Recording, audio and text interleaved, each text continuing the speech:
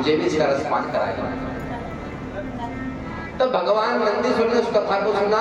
उस कथा को सुनकर नंदीश्वर ने भगवान बद्रीनाथ धाम में सनत कुमार को सुनाया। सनत कुमार जी ने किसको सुनाया? वेद व्यास जी महाराज को सुनाया। और वेद व्यास जी महाराज ने वही कथा अपने परम शिष्य सूत जी महाराज को सुनाई।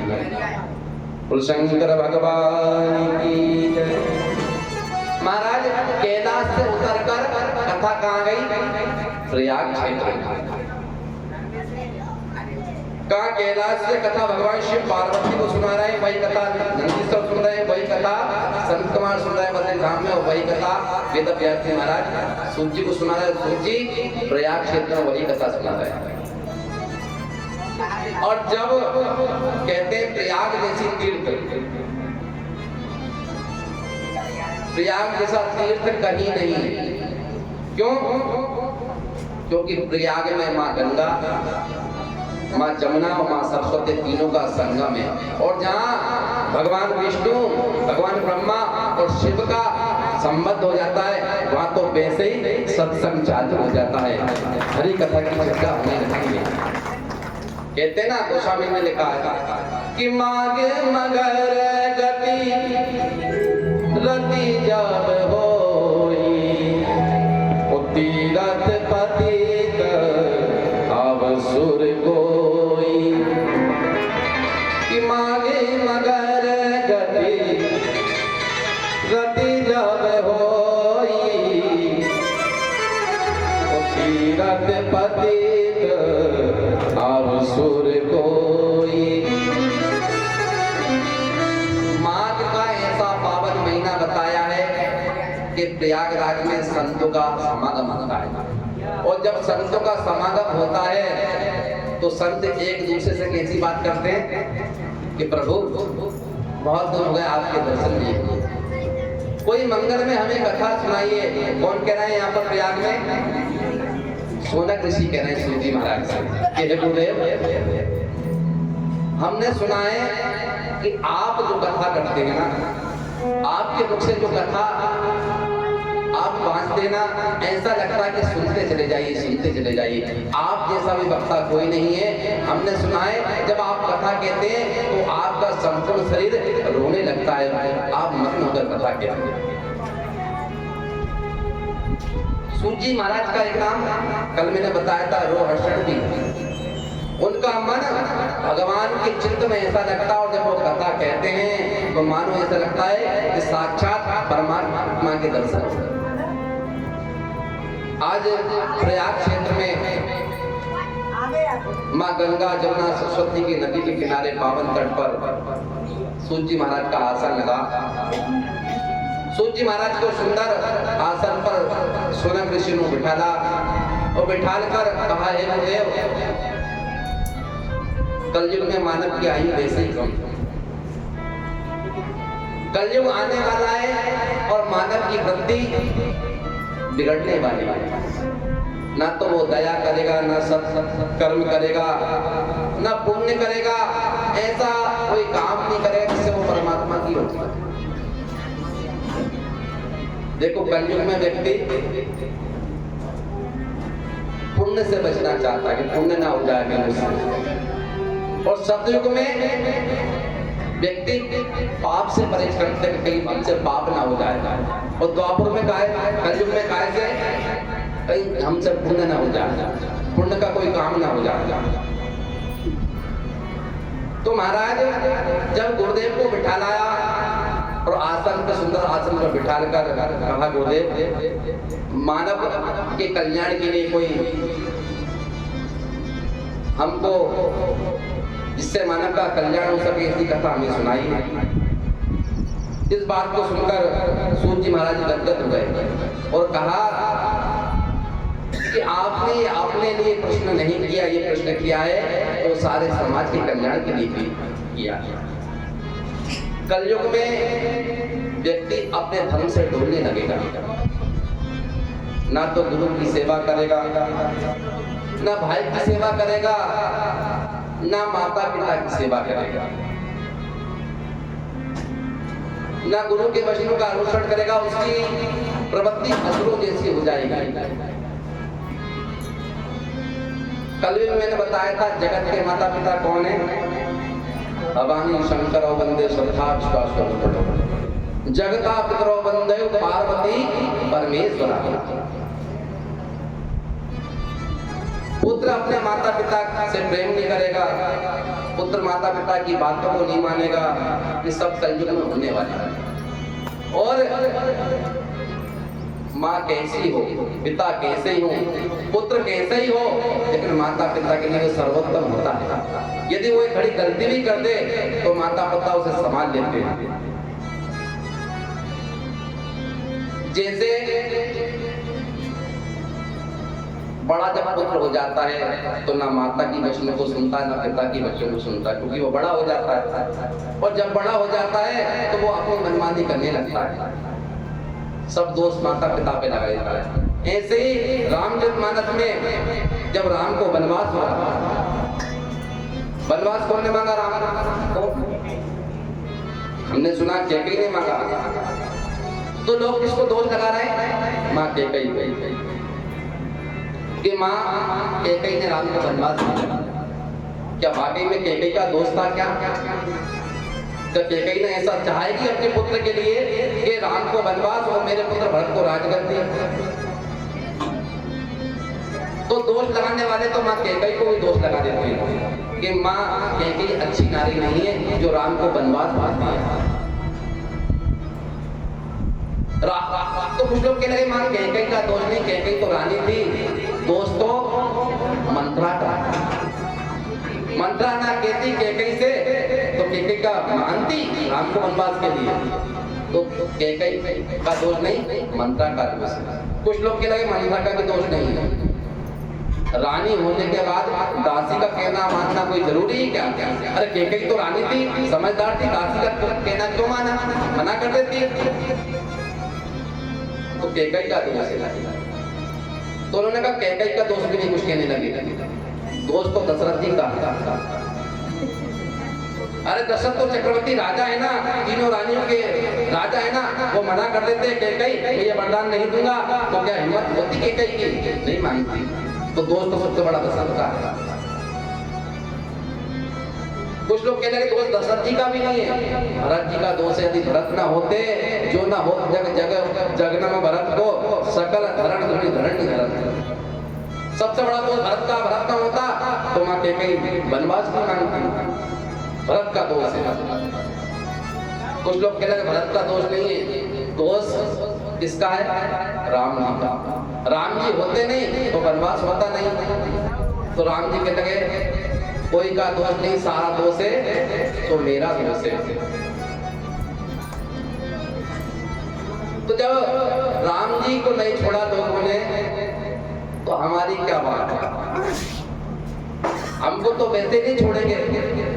इसलिए ना तो किसी को बुरा कहा ना किसी को भला कहा राम प्रभु ने, और कहा दोष किसी का नहीं, दोष तो मेरा है, माँ का को चाहे पिता का को, लेकिन कैकेयी का कोई दोष नहीं है। और कैकेयी जैसी नारी रामचरितमानस में पहली ऐसी नारी है जिसको राम ने दोष नहीं लगाया, बाकी सब ने दोष लगाया। राम जी कह रहे हैं जनमी दोष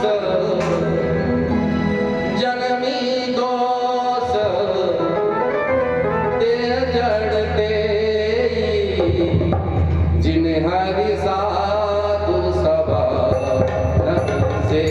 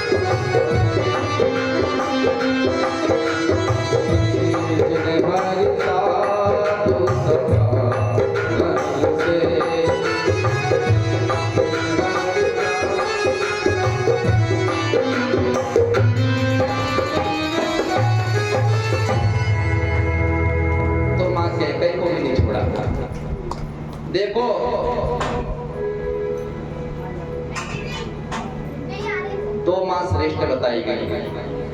वैसे ग्रंथों में 3.5 माताओं का वर्णन है जिन्होंने अपने पुत्र को भगवान में लगा दिया। एक तो माँ सुमित्रा, पुत्रवती जुगती जग सोई और रघुपति भगत जास सोई। दूसरे नंबर की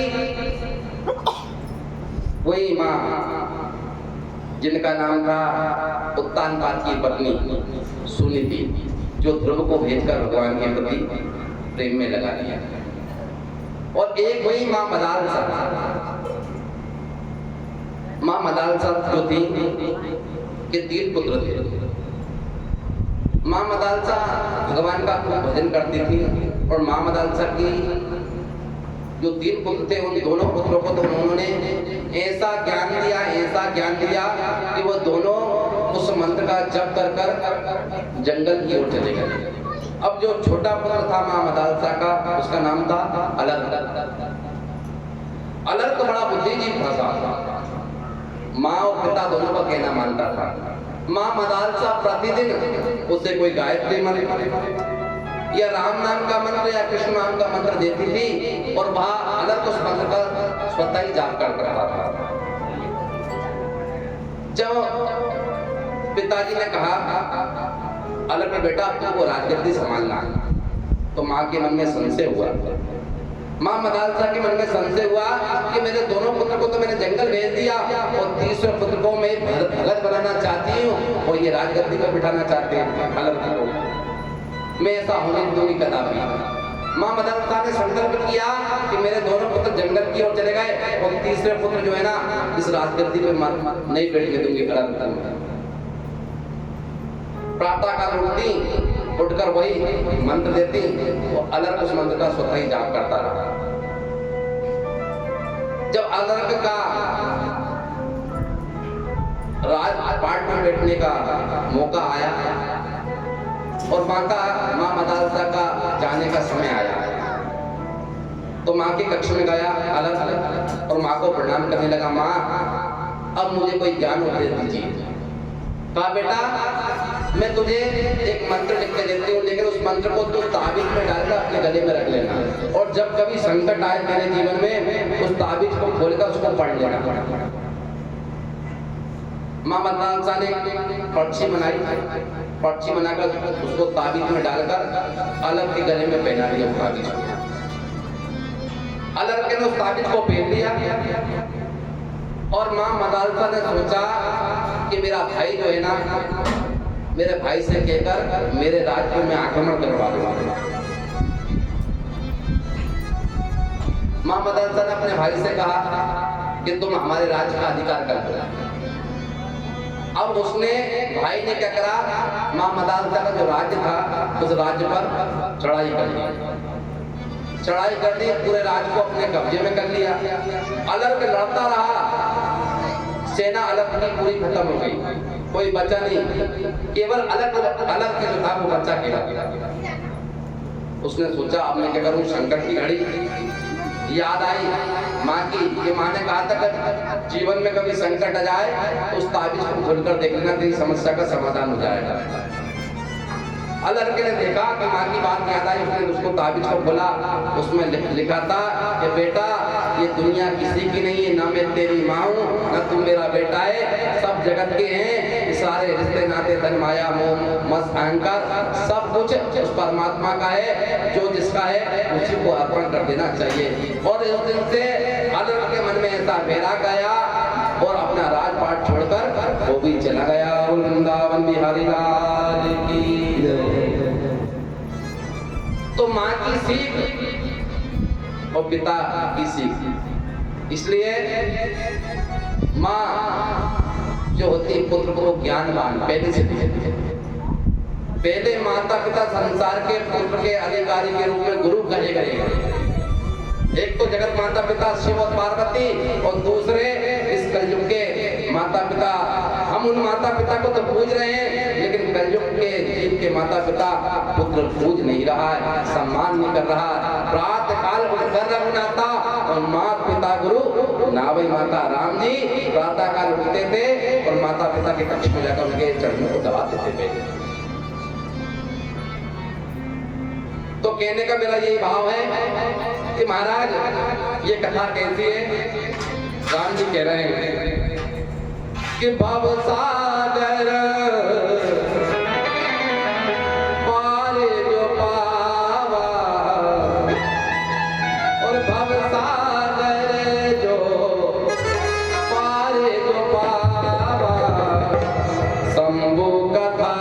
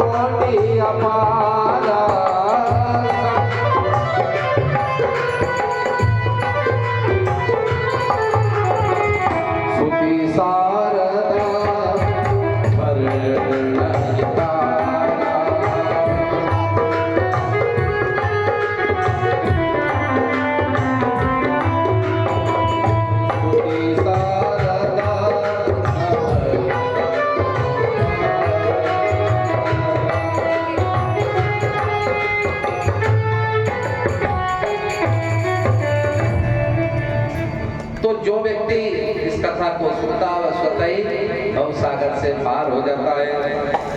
काम क्रोध मद लोभ सब नाथि नरन के पंथ सब परिहरे भजई भजई भजई जय संत। तो संत ने जब संत कुमारों ने पूछा है, सूत जी महाराज कथा का गान कर रहे हैं, कहते महाराज कलयुग में व्यक्ति असुर संपत्ति से घिरा जाएगा और व्यक्ति अपने कर्मों से दूर रहेगा, ना माता पिता की सेवा करेगा ना गुरु की सेवा करेगा और विवाह होने के बाद तो वो सब भूल ही जाएगा माता पिता का। एक व्यक्ति गुरुजी के पास गया, गुरुजी मुझे दीक्षा दे दो, और दीक्षा दी गुरुदेव ने। दीक्षा देने के बाद मंत्र देने लगे। अब कुछ समय बाद हुआ, वो पहुंचा शिष्य के, गुरुदेव एक बार बताऊं? बोले क्या? कहने लगे अब मेरी सगाई का समय आ गया, मेरी सगाई होने वाली है। तो गुरुजी ने कहा ये तो बहुत अच्छी बात है, आपकी सगाई होने वाली है, खुशखबरी की बात है, लेकिन अब तुम हमसे गए। तो शिष्य को उन्होंने कहा कि गुरुदेव कैसे कह रहे हैं, हम तो सगाई की बात करने आए और ये हमसे कह रहे हैं कि तुम हमसे गए, सगाई हो गई। घर गया, कुछ दिन बाद शादी हो गई। पुनः आया गुरुजी के पास, गुरुजी अब तो हमारी शादी हो गई है। कहने लगे तुम अपने माँ बाप से भी गए। तो गुरुजी ने, शिष्य ने कहा कि गुरुजी तो अटपटी बात कर रहे हैं, मैं तो गुरुजी का सम्मान करता हूँ और गुरुजी के पास जो भी खबर लेके आते हैं गुरुजी अटपटा जवाब देते हैं। पहले मैंने कहा कि मेरी सगाई हो गई तो कहने लगे हमसे गए, और जब शादी हो गई तो कहने लगे अपने माँ बाप से गए। कुछ दिन बाद फिर पहुंचा वो, क्या लगे अब क्या लगे गुरुदेव आपकी कृपा से बालक का जन्म हुआ है, क्या लगा वो अपने आप से भी गए कि नहीं गए? पहले तुम हमारे कहने पे थे, हम जो करते थे वो कर लेते थे कि ये करना है आज ये करना है, तो जब सगाई हो गई जब से तुम्हारा मन लगता नहीं है तो तुम हमसे भी गए, और जब शादी हो गई तो मोह ससुराल में पत्नी में बच्चों में लग गया तो अपने आप से भी चले गए, क्योंकि व्यक्ति को ससुराल बहुत ही प्रिय लगती है, क्योंकि ससुराल जो होती है ना उसमें उसका आनंद ही अलग है कि ससुराल प्यारी लगी जब से रूप रूप कुटुंब भये तब से पूरे परिवार को ना माता का कहना मानेगा, ना पिता का, ना बच्चों का, केवल सासू ने कह दिया बस उसी के कहने।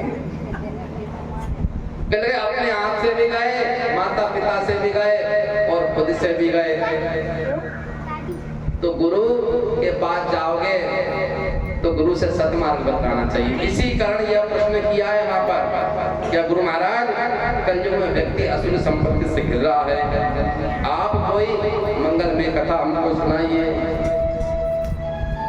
शिव पुराण में 7 संहिता हमको बताइए आपको, जो रुद्र संहिता का पाठ करता है प्रतिदिन उस पर भगवान की विशेष कृपा मानी गई है। सबसे पहले संहिता है विंध्येश्वर संहिता और दूसरी है रुद्र संहिता। रुद्र संहिता में भगवान के रुद्र का रूप का वर्णन किया गया है। जो व्यक्ति भैरव महाराज के सामने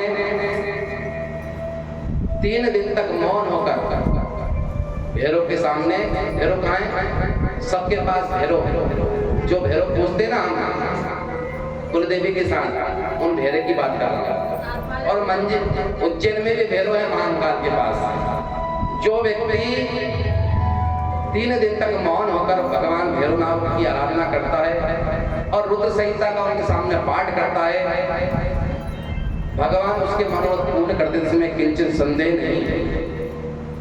उसकी वाणी सिद्ध हो जाती है, उसका मंत्र सिद्ध हो जाता है। बोल शंकर भगवान की जय। अब शिव पुराण की महिमा बताई है कि कैसे इसे सुनना चाहिए, किस प्रकार उसको व्रत करना चाहिए, उपवास करना चाहिए, कैसे नियम पूर्वक सुनना चाहिए, किस मुहूर्त में सुनना चाहिए। तो सारा उसका वृत्तांत बताया है कि व्यक्ति को दूध पीकर इस कथा को सुनना चाहिए और पगड़ी बांधकर कथा नहीं सुनना चाहिए, पान खाकर कथा नहीं सुनना चाहिए। ये सब नियम बताए गए हैं। एक टाइम ब्रह्मचर्य का पालन करना चाहिए, एक टाइम भोजन करना चाहिए, ऐसे पूरे नियम बताए गए हैं। तो व्यक्ति इतना नियम तो नहीं कर सकता, लेकिन एक टाइम भोजन करे, एक टाइम व्रत रहे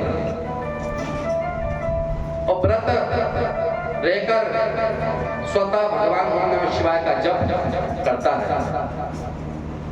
व्रत का मतलब यह है नहीं है कि आप 2 टाइम बढ़िया खिचड़ी, फलहार का मतलब है फलों का आहार। नमक डालने से आधा व्रत आपका भंग हो जाता है, चाहे वो सोना नमक डाल लो चाहे वो डाल लो, आप आधा व्रत आपका भंग हो जाता है। फलहार में मतलब बताया है फलों का आहार ही लेना, आहार इतना ही लेना जितना हमसे बन सके। हम तो फुलहार लेते, फलहार नहीं फुलहार, और छान लिया वही डका। तो बताया कि भोजन भी उतना ही करना चाहिए जितनी 50 हुआ।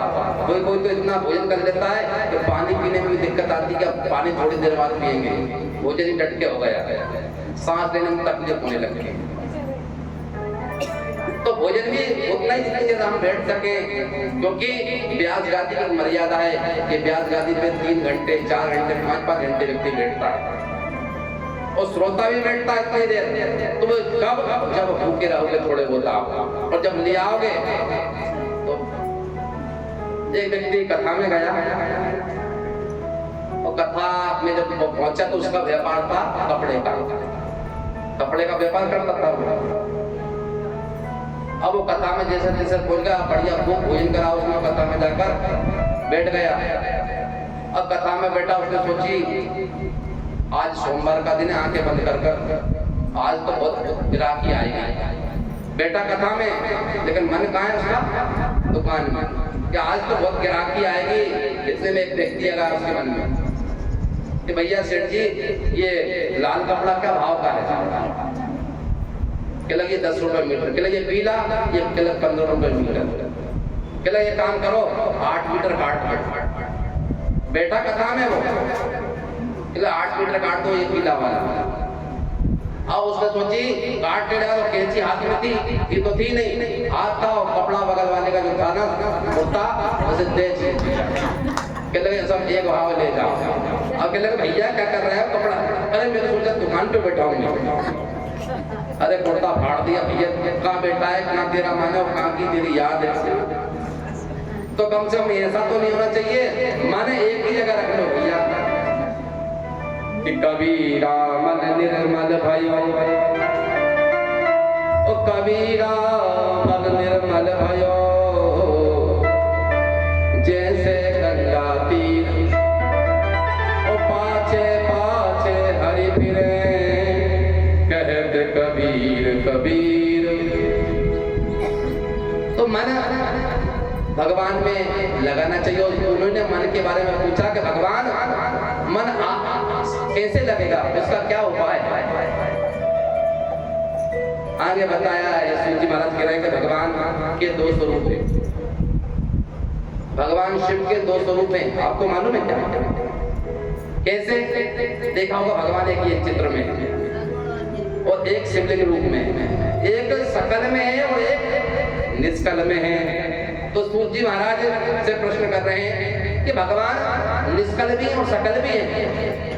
लगे हाँ, सकल रूप में हमको ये दिख रहे हैं और निष्कल रूप में भगवान है। दोनों रूपों में भगवान शिव की पूजा की जाती है। ऐसे 2 देवता जिनकी सकल और निष्कल रूप में पूजन की जाती है। एक कौन है? भगवान शालिग्राम है कि नहीं है? पाषाण के होते हैं वो भी है और एक मूर्ति रूप में पूजे जा रहा है भगवान विष्णु। भगवान शिव मूर्ति रूप में भी पूजे जा रहा है और लिंग रूप में भी पूजा जा रहा है। सकल और निष्कल दोनों रूपों में भगवान की पूजन की जाती है। भगवान सकल रूप में भी दर्शन देते हैं और निष्कल रूप में भी भगवान दर्शन देते हैं। भगवान का पूजन सकल रूप में करो चाहे निष्कल रूप में करो। सकल रूप में कैसे दिखते हैं? भगवान की आंख दिख रही हमें, जटा बनी हुई है, माथे पे गंगा चंद्रमा विराजमान है, रुद्राक्ष की माला है, विशाल नेत्र है, ये हमें भगवान सकल रूप में दिख रहे हैं। और निष्कल रूप में हरि व्यापक सर्वत्र समाना, प्रेमों से प्रकट होए भगवाना। तो भगवान सकल और निष्कल रूप में पूजे जा रहे हैं। भगवान 2 देवता हैं जो सकल और निष्कल रूप, इसलिए इस कथा का नाम क्या है? हरिहर। और हरिहर का मिलन ऐसे महीने में हो रहा है। ये शायद ये महीना 11-12 साल बाद आया है कि सावन और अधिक मास दोनों एक साथ हुए। तो ऐसा पावन पुनीत पावन महीना जो शुक्ल पक्ष और कृष्ण पक्ष अधिक मास और श्रावण में हरिहर का मिलन हो रहा है। बोल शंकर भगवान की जय। तो भगवान लिंगवेश्वर पूजन बताया गया है कि भगवान का सकल रूप में भी पूजन कर सकते हो आप और निष्कल रूप में भी पूजन कर सकते हो। दोनों ही तारक हैं। गोस्वामी लिखते हैं कि सकल और निष्कल कि जय सगुण निर्गुण रूप रूप अनूप भूप सिर मणि, जय सगुण निगम रूप रूप अगुण भूप शिरोमणि।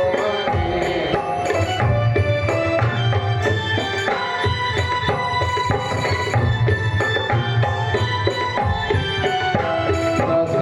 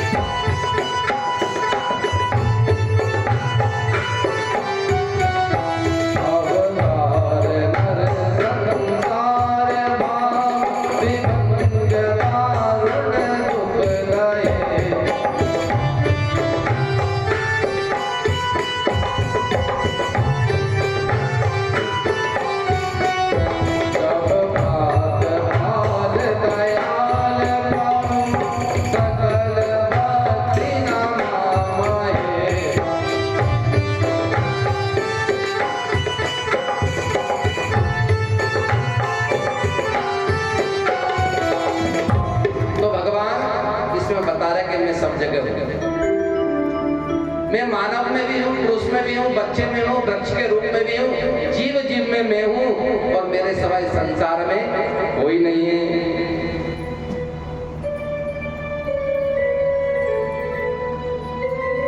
तो मेरे अलावा इस संसार में जो कुछ दिख रहा है सब मैं ही में हूँ।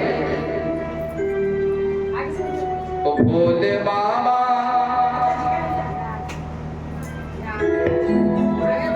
भोले बाबा कहते हैं, उन्होंने बताया कि बाबा का जलवा कहाँ नहीं।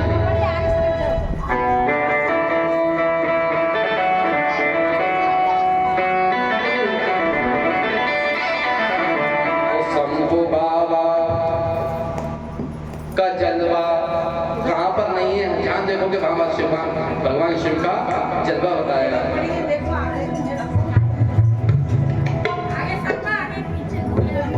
ओ भोले बाबा भोले भंडारी, ओ भोले बाबा भोले भंडारी, तेरा जलवा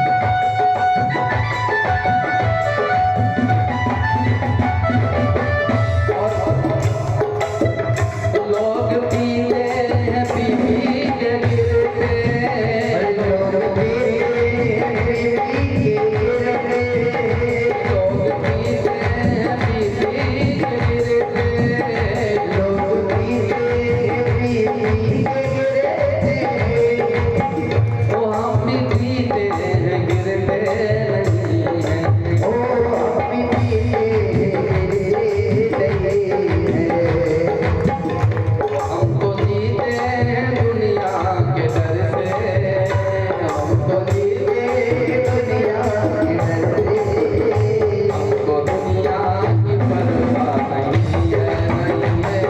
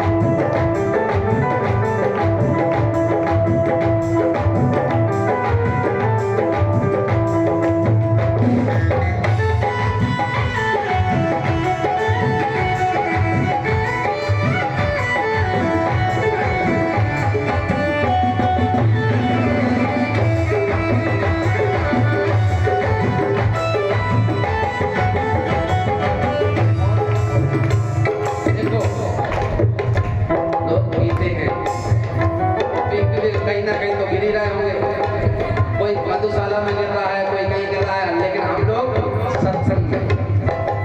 सत्संग में जो गिर गया, चल गया, जिसने नाच किया, जिसने आनंद ले लिया, उसका तो बारे न्यारे भगवान। और ये ऐसा नशा है साहब, वो नशा तो कुछ देर बाद उतर ही जाएगा, लेकिन भक्ति का जो नशा है उसकी अद्भुत ताकत है।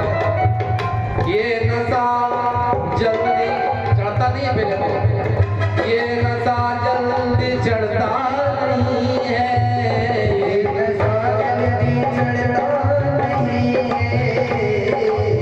और चढ़ जाए, ये नशा जल्दी चढ़ता नहीं है, ये नशा जल्दी चढ़ता नहीं है, और चढ़ जाए तो उतरता नहीं है, वो चढ़ जाए उतरता नहीं है, चढ़ जाए उतरता नहीं है। वो लोग जीते हैं दुनिया के डर से, लोग जीते दुनिया के डर से, दुनिया की परवाह नहीं है, दुनिया की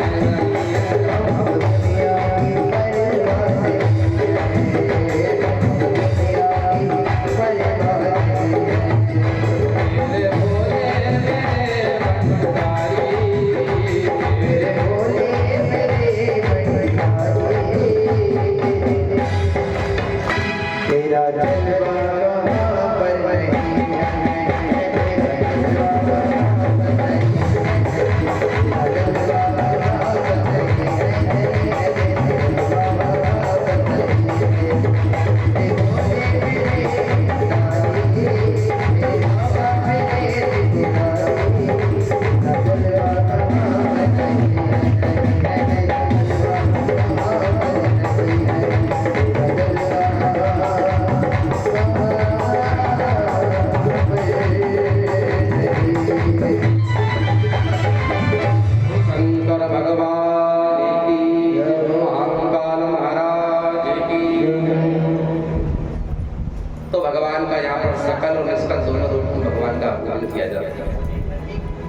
लेकिन भगवान दोनों मूर्तियों में भाव देखते हैं। यहाँ पर आप चाहे सकल रूप का पूजन करो, चाहे निष्कल रूप का, भगवान का पूजन दोनों ही सार्थक है।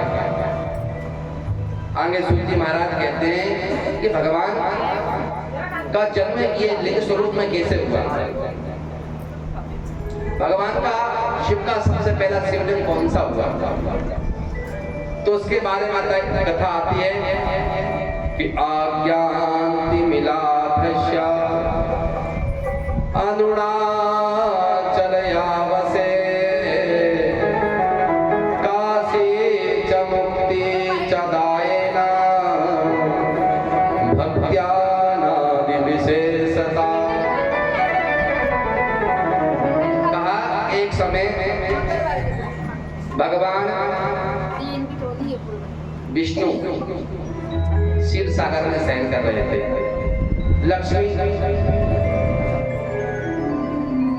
लक्ष्मी सेवा कर रही थी और भगवान ब्रह्मा पहुंचे उनके पास। ब्रह्मदेव पहुंचे, भगवान क्षीर सागर में लेटे हुए हैं और जब ब्रह्मा जी पहुंचे तो भगवान विष्णु तो आंखें बंद कर शिव जी का ध्यान कर रहे थे। ब्रह्मा जी ने देखा कि मेरे को 1 घंटे हो गए, इस व्यक्ति को देखो तो सही, ये पड़ा हुआ अभिमान, और मैं आया भी जगत पिता ब्रह्मा, ये मेरा सम्मान नहीं कर रहा। विष्णु ने देखा कि ब्रह्मा जी सामने, लगे उठो पुत्र, आखिर हम तुम्हारे पिता हैं तो हमारा सम्मान करो, अभिमान में लेटे हो, देखा नहीं हम ब्रह्मदेव चलकर आए तुमसे मिलने के लिए, तुम उठ भी नहीं रहे हो बेटा। तो देखा भगवान विष्णु ने अभिमान आ गया ब्रह्मा जी को, ब्रह्मा अपने आप को पिताजी समझ रहे हैं मेरा। तो भगवान विष्णु ने कहा कि आप मेरे पिता कैसे? कि मेरे जन्म के बाद आपका जन्म हुआ है ना, इसलिए आप मेरे पुत्र हो। भगवान विष्णु ने कहा ऐसा तो नहीं, आपको थोड़ा संकोच हो रहा है, आप गलत फहमी आप कहिए, आपका जन्म मुझसे हुआ, मेरा जन्म आपसे नहीं हुआ। भगवान की नाभि से कमल प्रकट हुआ, कमल पर भगवान ब्रह्मा प्रकट हुए। तो भगवान का जन्म ब्रह्मा का भगवान विष्णु की नाभि से हुआ। तो दोनों आपसे में झगड़ने लगे, बोले तुम छोटे हो मुझसे। भगवान विष्णु कहने लगे ब्रह्मा जी तुम मुझसे छोटे हो। दोनों में आपसी में झगड़ा होने लगा और झगड़ा इतना बढ़ गया कि दोनों ने आपसी में खड़े हो गए एक दूसरे को मारने के लिए। शंकर भगवान की जब एक दूसरे को मारने के लिए खड़े हुए तो भगवान ब्रह्मा ने शिवपात नाम का अस्त्र निकाल लिया और भगवान विष्णु ने परशुर नाम का अस्त्र निकाल लिया। पशुपत्र नाम का अस्त्र निकाला और दोनों आपसी में लड़ने लगे। अब देवताओं ने सोचा कि स्वयं भगवान ब्रह्मा और स्वयं भगवान विष्णु लड़ रहे हैं, देखो तो सही, दोनों बुद्धिजीवी होने के बाद झगड़ा काय का? वो कह रहा मैं बड़ा हूँ, वो कह रहा मैं बड़ा हूँ, वो कह रहा वो मेरे बेटे हैं, वो कह रहा वो मेरे बेटे। दोनों इस बात का झगड़ा के ऊपर इतना बड़ा कि भगवान ब्रह्मा ने महेश्वर अस्त्र निकाल लिया और भगवान विष्णु ने पशुपत्र अस्त्र निकाल लिया। अब दोनों आपसी में लड़ने लगे। देखो एक बात और है, जब दो योद्धा आपसी में लड़े तो बीच बचाव में तीसरे को नहीं जाना चाहिए। तो देवता इसलिए नहीं गए कि हम तो वैसे ही दुबले पतले और दोई के पास अस्त्र भी इतने खतरनाक है, कहीं हम पे चला दिया तो हमारा तो कल्याण ही हो जाएगा, इसलिए नहीं गए। अच्छा दो जनों का झगड़ा हो रहा है ना, तो दुबले आदमी को नहीं जाना चाहिए। हाँ उनसे बड़ा हो ताकतवर बलवान तो घुस जाए, लेकिन बीच में छोटे पतले आदमी को टांग नहीं आना चाहिए, नहीं तो उसकी अलग खबर बन जाएगी, छुड़ाने में उसके हाथ पैर टूट जाएंगे। तो दोनों ब्रह्मा और विष्णु लड़ रहे थे, लेकिन देवता ने सोचा कि हमें नहीं जाना चाहिए, हमारी वजह से तो दिक्कत पड़ रही है और यदि हम फंस गए बीच में तो हम मारे जाएंगे। तो सारे देवता भगवान शिव जी के पास पहुंच गए कि भगवान इनके युद्ध को शांत करने वाले तो आप ही हो।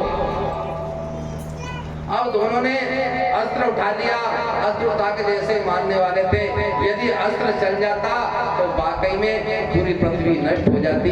तभी भगवान शिव का सब देवता ने ध्यान किया कि ओम नमः शिवाय, ओम नमः शिवाय, हरि ओम नमः शिवाय। देवता ने पुकार ऐसे लगाई, भगवान शिव का सिंहासन डोलने लगा कि कुछ होने वाला है। भगवान ने नेत्र बंद करके देखा, भगवान भूत भावनाथ ने, तो भगवान ब्रह्मा जो चतुर्मुख वाले हैं, जो विधाता है, और भगवान विष्णु पालन हारन है, आपसे दोनों युद्ध कर रहे हैं। यदि ऐसा युद्ध हो गया तो दोनों नष्ट हो जाएंगे, ये पृथ्वी लोग रसातल में चली जाएगी और सारी जगह अंधकार छा जाएगा। भगवान भोलेनाथ दोनों के पास पहुंचे और दोनों के पास इस रूप में पहुंचे जैसे कोई एक अग्नि की शिला रखी जाती है, उसी प्रकार से भगवान तेज पुंज रूप लेकर अग्नि का जैसा कोई खंभा होता है उस रूप में भगवान शिव प्रकट हो गए दोनों के बीच में। बोल शंकर भगवान की। अग्नि के रूप में भगवान का एक लिंग रूप में बन गया और दोनों के मध्य में खड़े हो गए भगवान ब्रह्मा और भगवान विष्णु। ब्रह्मा सोचने लगे कि अभी तो यहाँ कोई था नहीं, एकदम ये अचानक इतना बड़ा शिवलिंग कैसे आया। विष्णु भी देखने लगे, भगवान ब्रह्मा भी देखने लगे कि हम दोनों के झगड़े के बीच में ये तीसरा कौन आ गया। अब वो झगड़ा समाप्त करने के लिए आए थे दोनों आपसी में, जब देखने लगे तो भगवान ब्रह्मा ऊपर की ओर देखने लगे और भगवान विष्णु नीचे की ओर देखने लगे। कहते आखिर ये आया कहां से, है कौन। तो भगवान ब्रह्मा ने कहा कि एक काम करो, हमारे में झगड़ा हो रहा था बड़ा पड़ने, तो एक काम करो, मैं ऊपर की ओर जाता हूँ, इसका पता लगा के आता हूँ ये आखिर है कौन, और तुम नीचे की ओर जाओ, जो पहले पता लगा के आ गया वो हम दोनों में से बड़ा। तो भगवान ने कहा ये तो ठीक है नारायण ने, अच्छा तुम ऊपर की ओर जाओ, मैं नीचे की ओर जाता हूँ। तो भगवान ब्रह्मा हंस का रूप लेकर ऊपर की ओर चल दिए। एक दिन नहीं, 2 दिन नहीं, 3 दिन नहीं, ऐसे कई दिन लगा भगवान ब्रह्मा को। भूल लोक, भुवन लोक, जल लोक, महालोक, नभ लोक, ब्रह्म लोक, सतलोक, भगवान ब्रह्मा ने सब लोगों को नाप लिया, लेकिन वो ज्वाला जैसा जो खंभ था उसका था नहीं ले पाए। और भगवान ने इधर विष्णु ने पहाड़ा रूप लेकर जमीन को खोदना शुरू कर दिया। जमीन के अंदर चले गए, तल सुतल वितल पाताल लोक, नाग लोक, सप्तलोक, सब लोगों को घूम लिया, लेकिन भगवान विष्णु ने भी पता नहीं लगा पाए। अब भगवान विष्णु तो हताश हो गए। भगवान ने सोचा विष्णु ने कि इस लिंग का था तो मेरे बस की बात नहीं है, और पुनः भगवान विष्णु लौट कर आ गए। लेकिन ब्रह्मा जी ने सोचा कि मैं तो इस लिंग का पता लगा के चली जाऊंगा, लेकिन भगवान ब्रह्मा भी कई दिनों तक घूमते रहे, लेकिन उसका पता नहीं लगा पाए कि लिंग कहां से आया कहां गया। अब तो भगवान ब्रह्मा हताश होकर लौटने लगे। उस समय केतकी का फूल जो भगवान शंकर हमेशा अपने जोड़ में लगाते हैं, भगवान अपने श्रृंगार में हमेशा केतकी का फूल लगाते हैं और उससे श्रृंगार करते हैं। भगवती पार्वती ने कहा था कि तुम अपने जोड़े में केतकी का फूल लगाया करो, तो भगवान शिव केतकी के फूल से श्रृंगार करते हैं। उस समय आकाश से तीव्र गति से केतकी का फूल आ रहा था। भगवान ने देखा कि ये कहां से चला आ रहा है, ये तो ऐसा लगता है कि लिंग के ऊपर से चला रहा है ये केतकी का। भगवान ने पूछा केतकी से, केतकी तुम कहाँ जा रहे हो। कहते मैं भी इसका पता लगाने जा रहा था, लेकिन मुझे इसका पता नहीं लग पाया, इसलिए मैं नीचे की ओर जा रहा हूँ। तुम कैसे ब्रह्मदेव। कहते मैं भी इसका पता लगाने आया था। कहते एक काम करते हैं अपन दोनों मिलकर। बोले केतकी से कहा भगवान ब्रह्मा ने कि तुम विष्णु के सामने कह देना कि हमने इस स्तंभ का पता लगा लिया, इस लिंग का पता लगा लिया, और मैं तुम्हें वरदान देता हूँ कि तुम हमेशा पूजन में प्रयोग किए जाओगे। मैं तुम्हें ऐसा वरदान देता हूँ, मैं ब्रह्मा हूँ विधाता, कि पूजन में तुम्हारा पूजन किया जाएगा।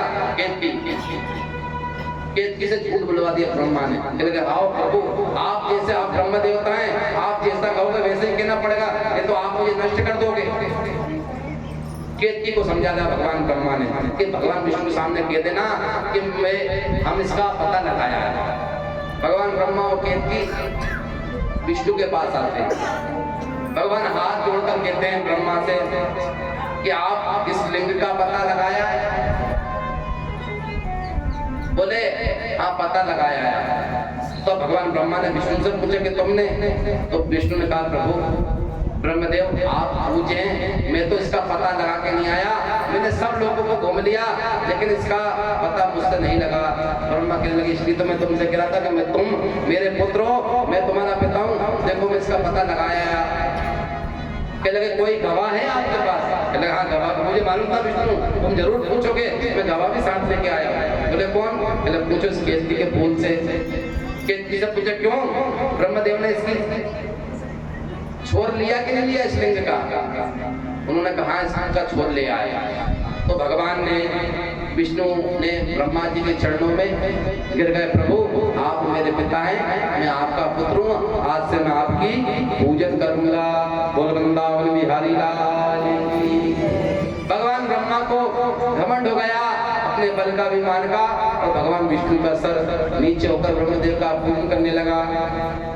भगवान बड़े कुपित हुए शिव जी के छल से ब्रह्मा झूठ बोल गए। भगवान ब्रह्मा झूठ बोल गए। भगवान विष्णु शिव जी आए और शिव जी ने कहा, क्यों ब्रह्मदेव, तुम मेरे लिंग का था नहीं आया।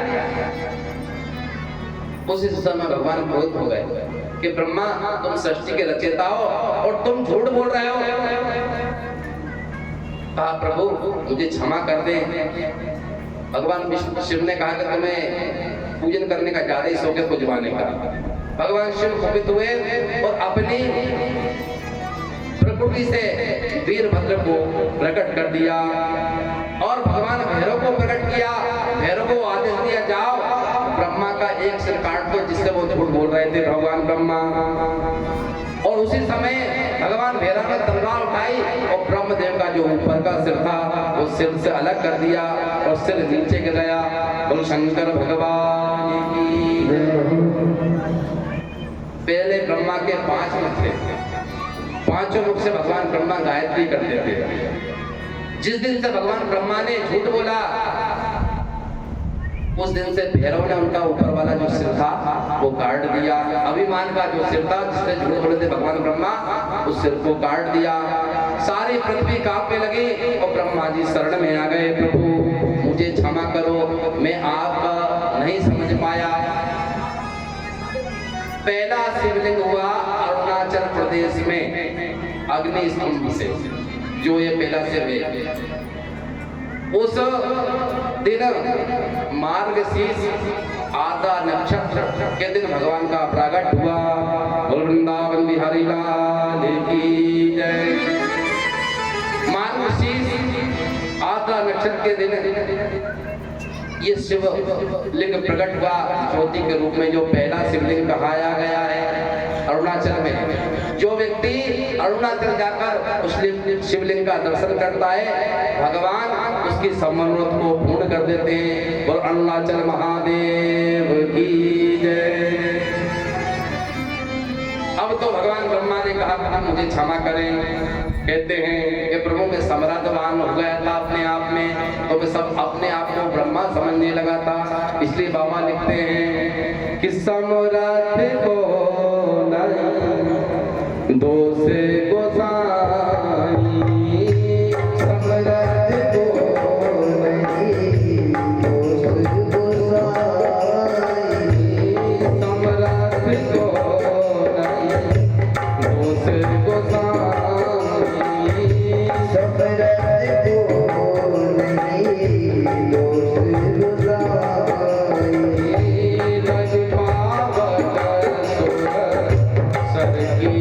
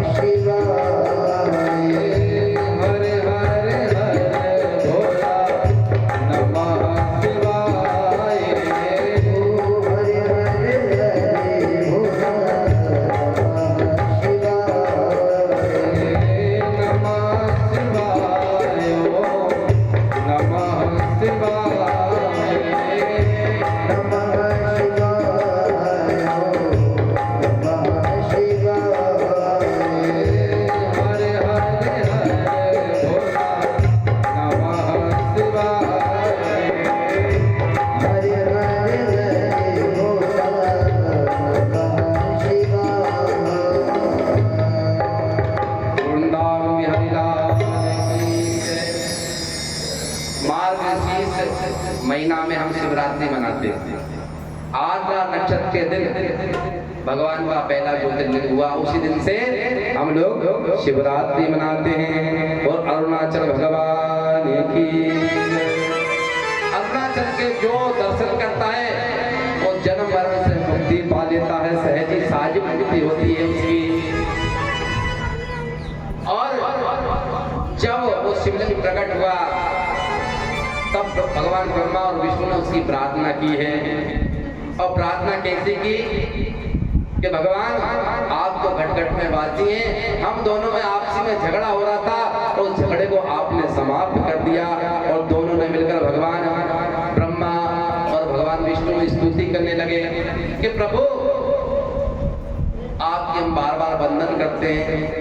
भगवान शिव ने कहा कि हे ब्रह्म, तुमने झूठ बोला, तुमने अपने आप को श्रेष्ठ समझा। और भगवान शिव ने कहा कि आज से तुम्हारी पूजन बिल्कुल बंद, आज से ब्रह्मदेव तुम्हारी कोई पूजन नहीं करेगा, न तुम्हारे मंत्र का कोई जाप करेगा। तुम्हारा केवल पुष्कर में ही एक मंदिर होगा जिससे तुम पूजे जाओगे, बाकी तुम्हारी कहीं मूर्ति नहीं होगी। और कहा केतकी को भी श्राप दिया कि केतकी, ब्रह्मा के सामने तुमने भी झूठ बोला, मैं तुम्हें श्राप देता हूं कि तुम मेरी पूजा में कभी उपयोग में नहीं आओगे। दोनों क्षमा याचना मांगने लगे भगवान ब्रह्मा और केतकी का फूल के प्रभु हमें क्षमा करो, आप तो सर्वज्ञ अंतर्यामी हैं। थोड़ा अभिमान आ गया था कि प्रभु हम ये जानना चाहते हैं कि आपका सगुण और निर्गुण स्वरूप कैसा था, इसलिए आपकी परीक्षा लेने के लिए गए थे। अब तो ब्रह्मादेव बार बार पश्चाताप करने लगे, प्रभु क्षमा करो, क्षमा करो। तो ब्रह्मा से कहा कि ब्रह्मा, जब प्रार्थना सुनी ब्रह्मा की तो भगवान शिव शांत हो गए। कहा हे ब्रह्मा, सर्वश्रेष्ठ पूजन के अधिकारी तो भगवान विष्णु बिगर यज्ञ नहीं हो सकता, और तुमने भगवान विष्णु का अपमान किया है। भगवान विष्णु मेरा हृदय, क्योंकि विष्णु हृदय से शिवम और शिव से हृदय विष्णु, दोनों एक दूसरे के पूरक हैं। तुमने मेरे हृदय में पीड़ा पहुंचाई है ब्रह्मदेव, इसलिए मैंने तुमसे श्राप दिया है। लेकिन तुम अपने आप में पश्चाताप कर रहे हो, लेकिन मैं तुम्हें एक आशीर्वाद देता हूं कि तुम्हारे बिगड़ यज्ञ नहीं होगा। यज्ञ में तुम्हारी जरूरत जरूर पड़ेगी, जब तक ब्रह्मा का आसन नहीं रखा जाएगा वो यज्ञ सफल होने वाला नहीं है। इसी कारण जब हम यज्ञ करते हैं, यज्ञ में देखा होगा आपने 3 पर्दी होती है। ऊपर वाली कौन से रंग की होती है? सफेद। वो किसकी है? भगवान विष्णु की। बीच वाली जो मेखला वो किसकी है? भगवान ब्रह्मा की। और नीचे वाली जो मेखला वो किसकी है? भगवान शिव की। और बीच में अपन जो घी छोड़ते हैं वो माँ भगवती पार्वती है, योनि। तो ब्रह्मा, विष्णु और महेश, तो ऊपर कौन है?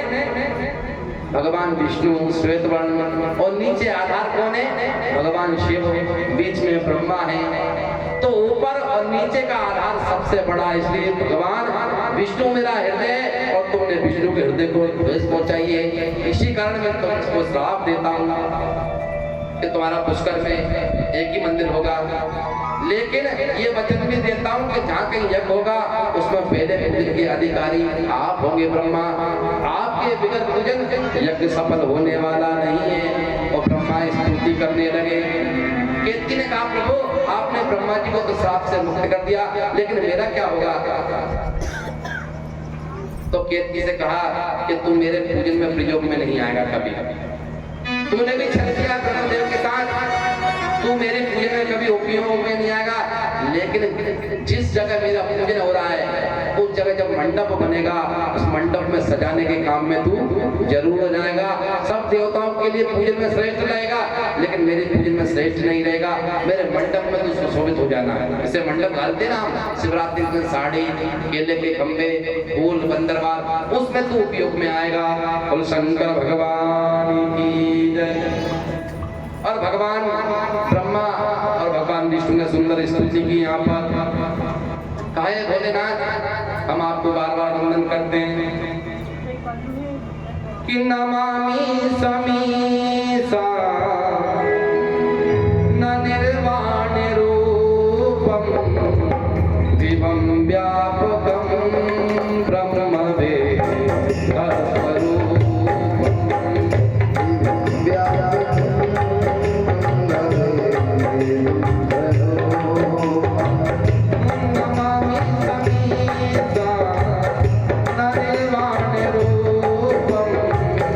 नमामि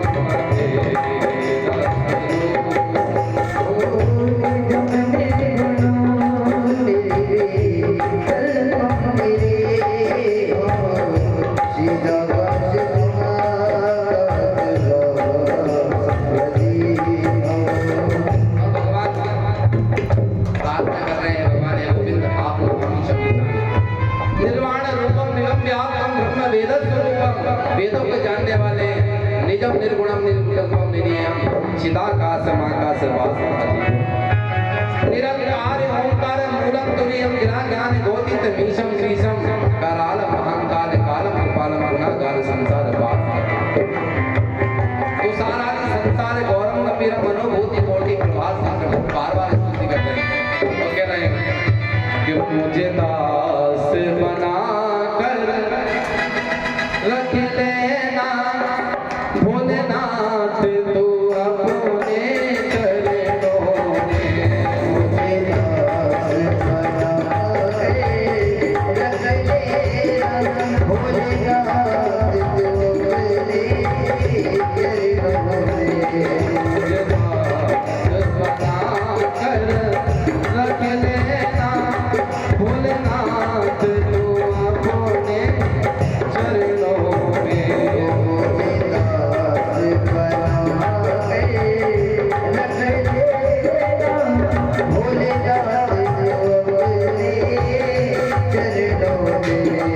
भोलेनाथ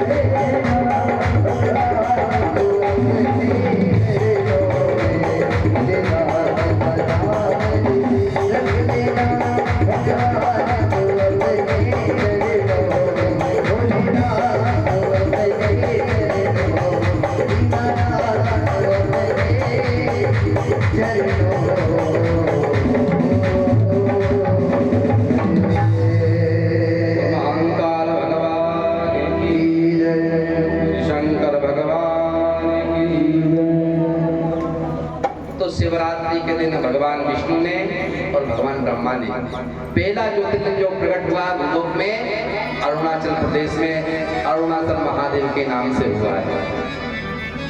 भगवान कमल नयन विष्णु ने और ब्रह्मा ने लगातार भगवान शिव की आराधना की और कई प्रकार से भगवान शिव का पूजन किया। गंध पुष्प धूप दीप नैवेद्य 5 प्रकार से पंचोपचार पूजन बताई गई है। गंध पुष्प धूप और दीप और नैवेद्य न भोग, ये पंचोपचार पूजन है। दसोपचार पूजन में पाद अर्ध आचमन स्नान वस्त्र गंध पुष्प धूप दीप और नैवेद्य, ये 10 हो गए, ये दसोपचार है। उसके बाद आती 16उपचार, 16 चीजें से पूजन होती है भगवान शिव की। पाद अर्ध आचमन स्नान वस्त्र आभूषण गंध पुष्प धूप दीप नैवेद्य तांबूल पान तर्पण और नमस्कार, ये 16 हो गए। पंचोपचार दसोपचार और 16उपचार। और पहले के राजा महाराज करते थे राजोपचार। राजोपचार का मतलब है कि जो भी वस्तु होती थी वो सोने की कटोरी चांदी की थाल इनसे पूजन करते थे राजा महाराज। लेकिन अब व्यवस्था नहीं है तो पंचोपचार व्यक्ति को पूजन भगवान शिव का बताया गया है कि कुछ ना हो तो भगवान शिव के मंदिर में एक लोटा जल चढ़ा के रोली चावल दीप दिखाकर नैवेद्य अर्पण करके ये पंचोपचार पूजन बताई गई है। एक और विशेषता, जब हम जल चढ़ाएं पहले तो जो हम लोटा ले जाते हैं उसे लोटा नहीं, उससे कलश कहा जाता था पहले। उससे कलश कहते थे। जब कोई कुएं पे पानी भरने जाता था तो माथे पे कलश लेके आता था, और जब कलश लेके आता था तो कोई व्यक्ति रास्ते में मिल जाता था ना, तो उसमें कुछ ना कुछ व्यक्ति डालता था, या सोने चांदी के सिक्के डाले जाते थे पहले। अब तो लोहे के सिक्के चलने लगे, लेकिन खाली हाथ वो कलश नहीं आता था। तो हम भी जब घर से निकले तो उसमें कुछ अक्षत के दाने होना बहुत जरूरी है। और जब भी हम भगवान शिव पर जल चढ़ाएं तो ऐसा कहीं नियम नहीं है, ऐसा कहीं लिखा नहीं है कि पहले इस कोने में चढ़ाओ या इस कोने में चढ़ाओ या इस कोने में चढ़ाओ। शिव महापुराण में ऐसा कहीं लेख नहीं आया।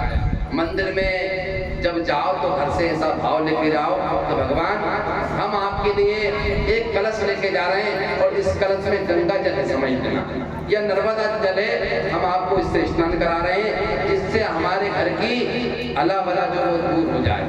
और भगवान को जब हम जल चढ़ाएं तो एक धार बांध कर जल चढ़ाएं, एक धार बांध कर ही हमको भगवान शिवलिंग पर जल चढ़ाना चाहिए। ये उसका नियम, धार नहीं टूटना चाहिए। चाहे वो किसी मंत्र से आप जल चढ़ाएं, उस धार को बंद नहीं होना चाहिए। ये शिव का नियम है जल चढ़ाने का।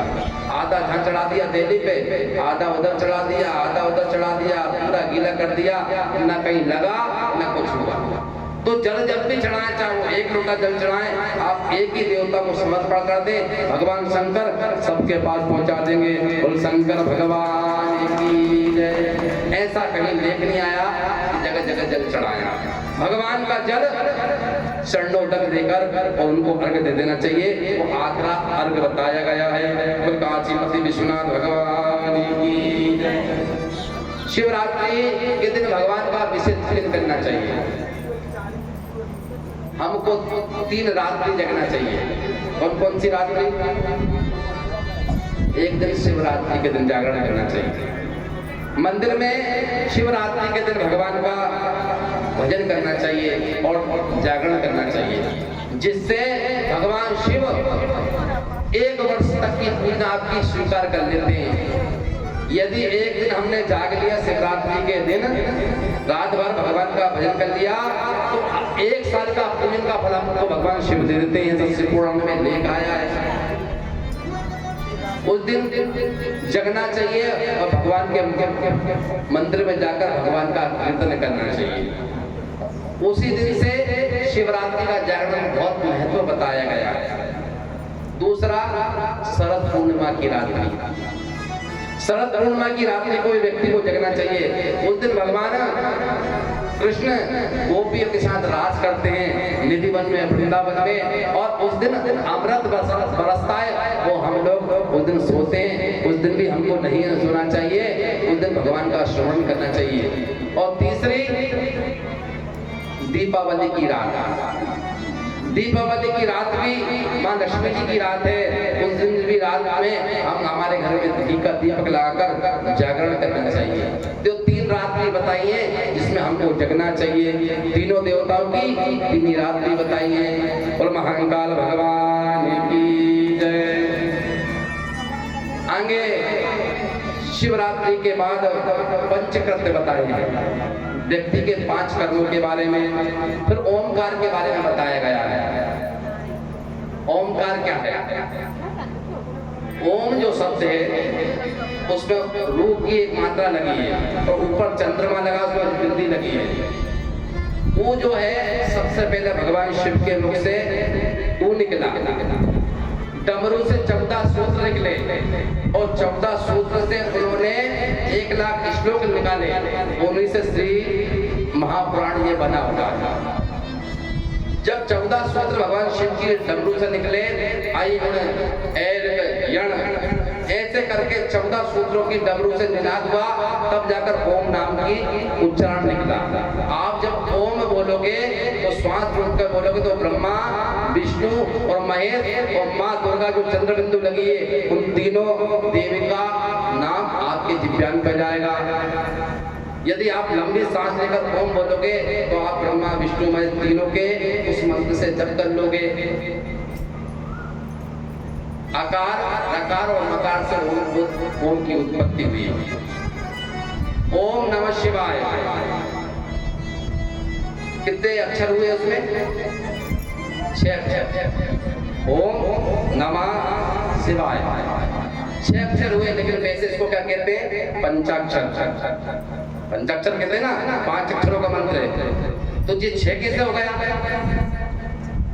कि हम लोग ओम नमः शिवाय जो बजते वो षडाक्षर है और नमः शिवाय जो बजते वो पंचाक्षर है। तो दोनों में अंतर है। ये षडाक्षर है और ओम नमः शिवाय ये षडाक्षर है, नमः शिवाय पंचाक्षर है। यदि हमें ओम नमः शिवाय भजना है और मंत्र वाकई में ओम जिसमें लगा हुआ वही मंत्र है, अन्यथा और कोई मंत्र नहीं। जिसमें ओम लगा है वही मंत्र है, ओम नमः शिवाय। ऐसा कहीं वेद में लिखा नहीं है, ऐसा कहीं लेख भी नहीं आया कि नमः शिवाय जो है आप कैसे भज सकते हो।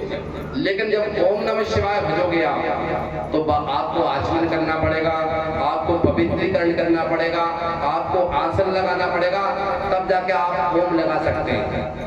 माताएं ओम नहीं लगाती। नमः शिवाय ये पुरुष कोई भी कर सकता है, या शिवाय नमः, उल्टा शिवाय नमः या नमः शिवाय, ओम नहीं लगा सकते। मंत्र में यदि साधना में करना है तो ओम लगेगा, आसन से बैठोगे, आचमन करोगे, पवित्रीकरण करोगे, तब जाकर ओम लग सकता है। महिलाओं के लिए तो हमेशा वर्जित बताया गया है कि ओम नमः शिवाय नहीं, नमः शिवाय हो सकती है। और मंत्र वही होता है जिसमें ओम लगा हुआ होता है। ओम नमः शिवाय, ओम नमः शिवाय, ऐसा आप स्वतः ही आसन लगा के जाप करोगे। यदि आपने 10,000 जाप कर लिए तो आपका कोई सा भी संकट हो वो तुरंत टल जाएगा ओम नमः शिवाय के जाप से या शिवाय नमः के। पंचाक्षर मंत्र 5 अक्षरों का है, और यदि आपने इसके 5 लाख जप कर लिए नमः शिवाय के तो भगवान के कैलाश धाम जाने से आपको कोई रोक नहीं सकता। यदि आपने 5 लाख जब नमः शिवाय की कर ली, ऐसे इस पुराण में महिमा बताई गई नमः शिवाय की। और जो मंत्र श्री शिवाय नमस्तुभ्यं है वो मंत्र नहीं है। इसमें मंत्र में ओम नहीं लगेगा जब तक वो मंत्र नहीं कहलाएगा। शिव शिवाय नमस्तुभ्यं में क्या है कि हे गोविंद, हे भोलेनाथ, मैं आपको प्रणाम करता हूँ। मंत्र नहीं है वो एक नमस्कार है। इसमें ऐसा भागवत में या शिव पुराण में ऐसा कहीं लेख नहीं आया कि वो कोई मंत्र है। मंत्र में ओम लगेगा तब जाके वो मंत्र कहलाएगा, नहीं तो वो मंत्र नहीं कहलाएगा, वो स्तुति कहलाएगी।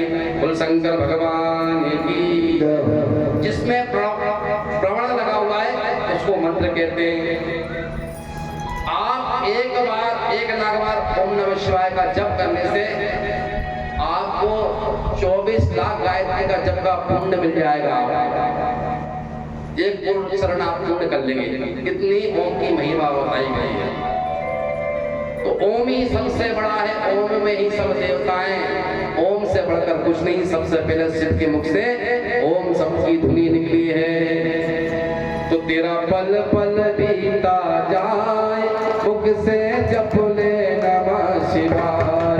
तेरा पल पल बीता जाए, मुख से जप ले नमः शिवाय। तेरा पल पल बीता जाए, मुख से जप ले नमः शिवाय।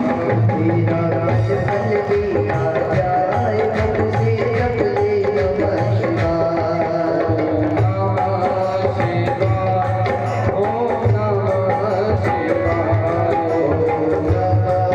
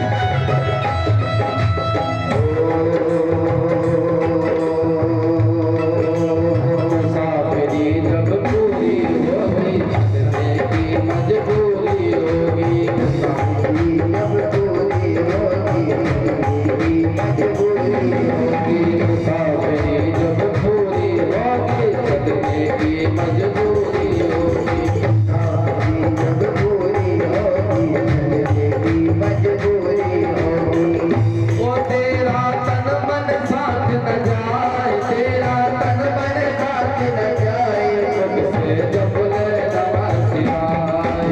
पल पल भी आ जाए मुझसे अपने नमः शिवाय, तेरा पल पल भी आ जाए मुझसे अपने नमः शिवाय। ओम नमः शिवाय, ओम नमः शिवाय, ओम नमः शिवाय, ओम नमः शिवाय। ये दुनिया पर पक्षी का मेला, एक दिन उड़ जाना है अकेला। ये दुनिया पर पक्षी का मेला, एक दिन उड़ जाना है अकेला। ये दुनिया पर पक्षी का मेला, एक दिन उड़ जाना है अकेला। ये दुनिया पर पक्षी का मेला, एक दिन उड़ जाना है अकेला। ओ तेरा तन मन साथ न जाए, तेरा तन मन साथ न जाए, तेरा तन मन साथ न जाए, तेरा तन मन साथ न जाए, तुझसे जब ले नमः शिवाय। तेरा पल पल भी आ जाए मुझसे अपने नमः शिवाय, तेरा पल पल भी आ जाए मुझसे अपने नमः शिवाय। ओम नमः शिवाय, ओम नमः शिवाय, ओम नमः शिवाय, ओम नमः शिवाय।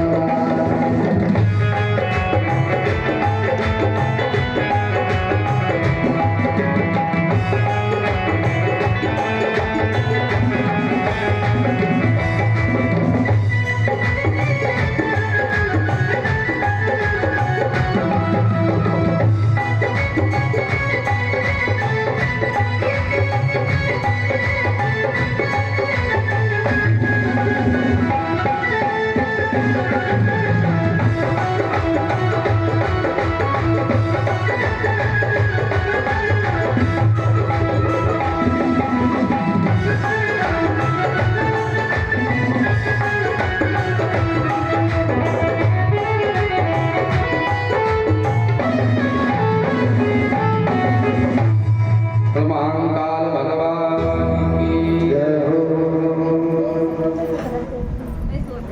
कि शिव द्रोही मम भगत कहा, सो नर सपन मोहि न पावा। शंकर विमुख भगति चह मोरी, सो नारी की मूढ़मति थोरी। यदि भगवान को पाना है, शिव को, तो भगवान की उस मंत्र का स्वतः व्यक्ति को जाप करना चाहिए। भगवान कह रहे हैं शिव से जो दोष रखता है, भगवान विष्णु कह रहे हैं शिव की जो उल्लंघना करता है, शिव से जो कपट रखता है, उसको सपने में मैं दर्शन नहीं देता। शिव द्रोही मम भगत गावा, जो शिव को कहता है, जो द्वेष लगाता है या शिव से कपट रखता है, वो सपने में मुझे को नहीं प्राप्त कर सकता। शंकर विमुख भगति चहु, सो नरे गति मति मूर।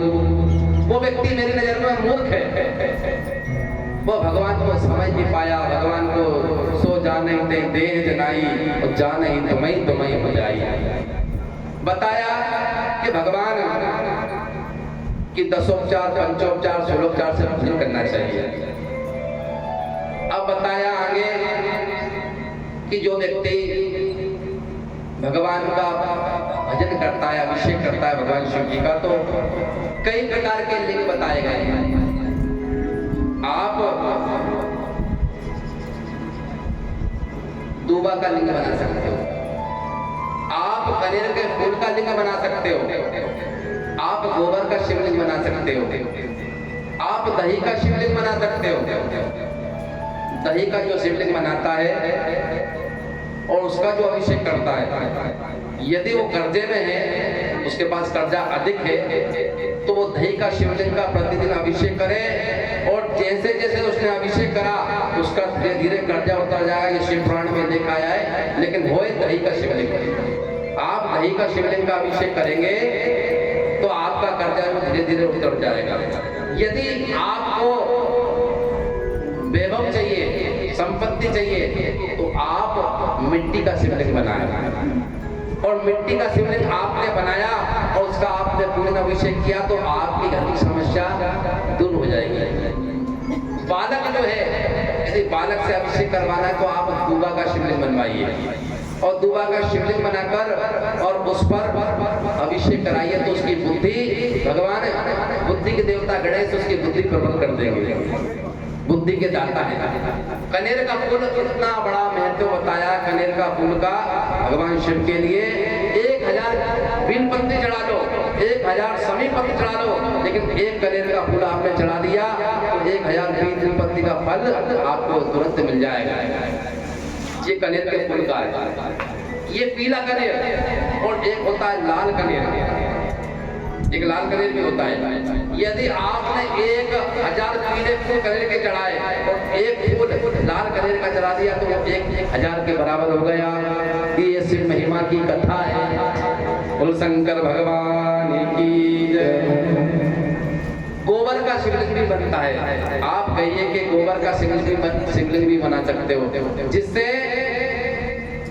सब देवता का, यदि गोबर की शिवलिंग से आपने अभिषेक करा तो जितने भी देवता हैं सबको वो अभिषेक लग जाएगा। गौ माता में सब देवता का वास होता है। बोल शंकर भगवान की जय। अपना अपना शिवलिंग अलग अलग प्रभाव होता है। माताएं को स्फटिक का शिवलिंग का पूजन करना चाहिए। कुबेर को सोने का शिवलिंग बताया। कोई शिवलिंग होता होगा पाषाण का, जैसे अपने मंदिर में भगवान शिव नर्मदेश्वर की प्राण प्रतिष्ठा नहीं की जाती, वो तो स्वयंभू स्वयं सिद्ध है, उनकी प्राण प्रतिष्ठा की जरूरत नहीं है। लेकिन जो आप मिट्टी के बनाएंगे, मिट्टी का भी एक प्रमाण है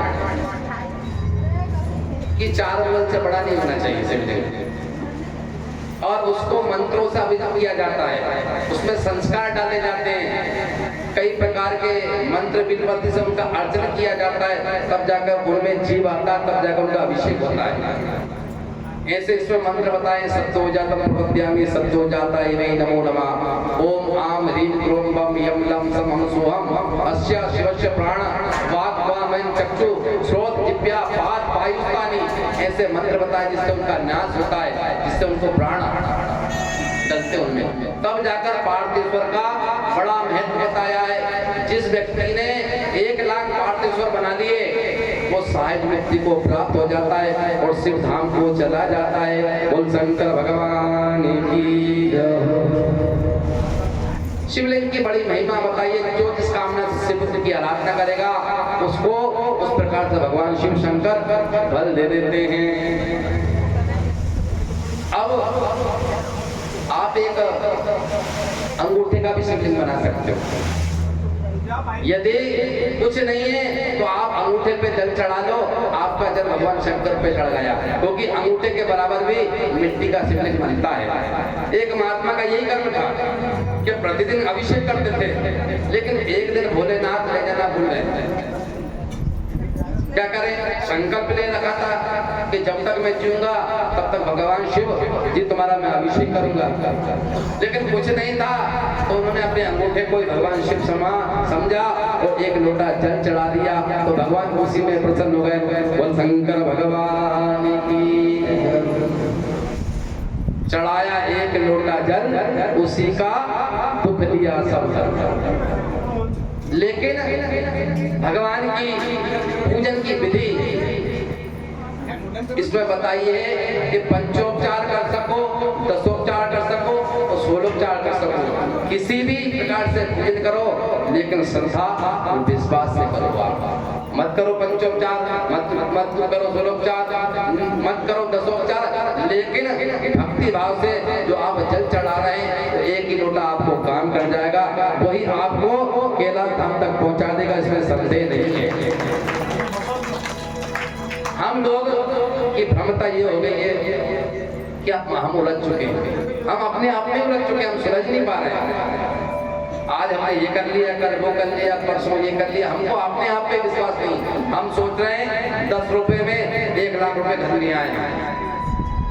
अरे अरे भाग में जो लिखा है वो तो लिखा ही है ना, लेकिन मेरा भाव ये है कि भ्रम में ना होते हुए भगवान की शरणागति भाव से, अच्छे से, प्रेम से उनका पूजन कर आप उनको नमन करोगे। वो तो सब अंतर्यामी है, सब जानते हैं आप किस लिए मंदिर आ रहे हो, किस लिए जा रहे हो, वो सब घट के बात ही।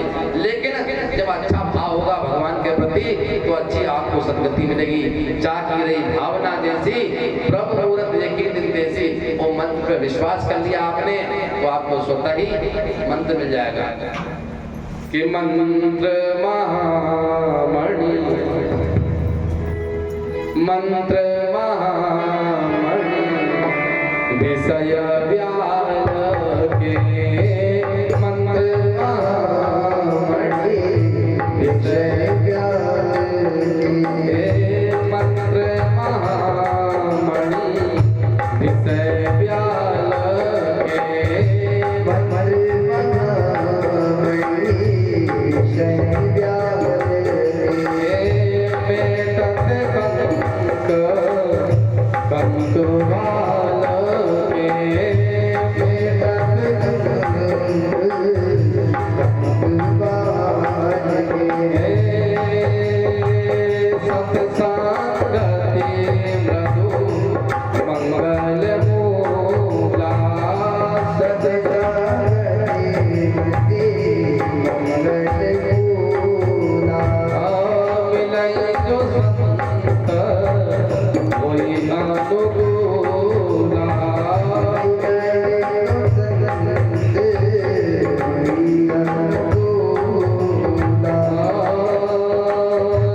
अनुकूला। नमः शिवाय, नमः शिवाय, नमः शिवाय, नमः शिवाय, हरे हरे हरे भोला, नमः शिवाय, हरे हरे हरे भोला, नमः शिवाय। तो भगवान का किसी भी प्रकार पूजन करें लेकिन भाव उसमें होना चाहिए। अब शिवलिंग की प्रतिष्ठा के बारे में बताया गया है। नर्मदेश्वर जो शंभु हैं वो तो प्रतिष्ठा नर्मदा से निकले हुए हैं, लेकिन और कौन जो शिवलिंग है उनकी प्राण प्रतिष्ठा की जाती है और प्राण प्रतिष्ठा करके उनको अभिमंत्रित किया जाता है।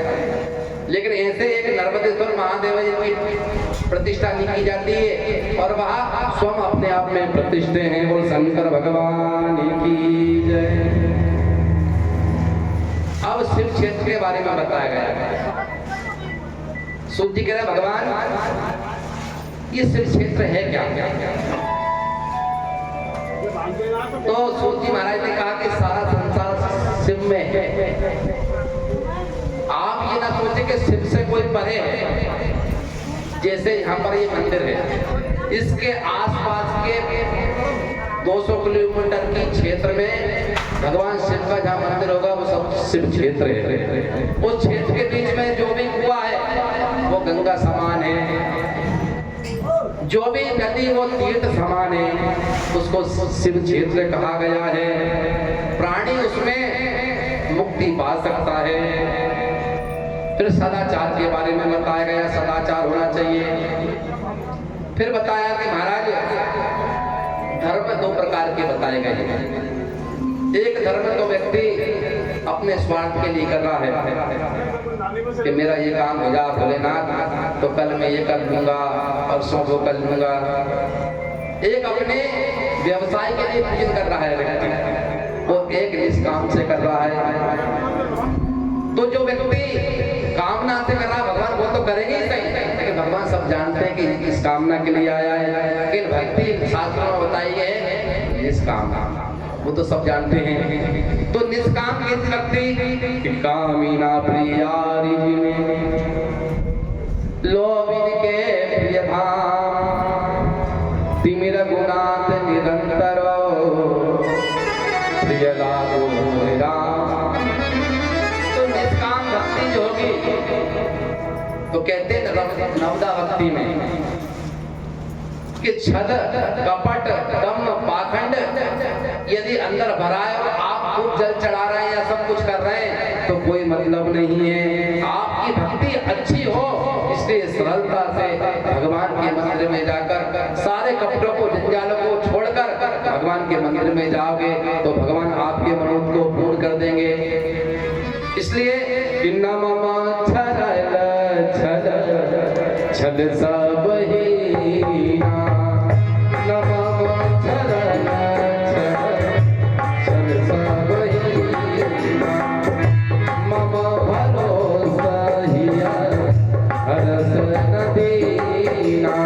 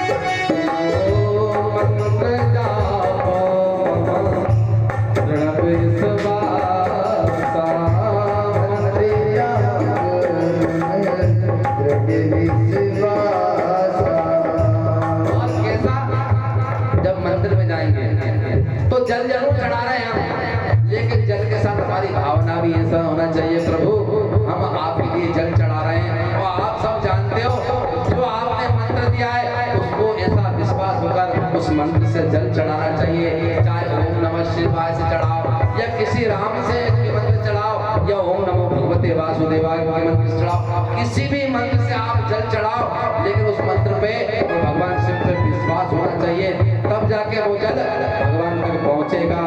इसलिए मंत्र जाप दृढ़ विश्वासा,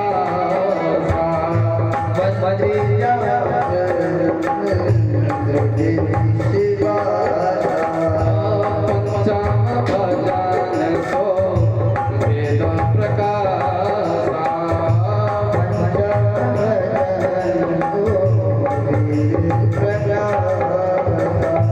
छठ दाम शील विरति बाहु करमा, छठ दाम शील विरति बाहु करमा, निरत निराजन सज्जन धर्मा, निरत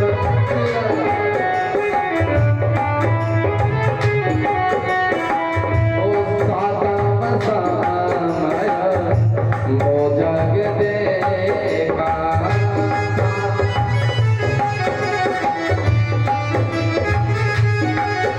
ओ साधम सामय मो जग देखा।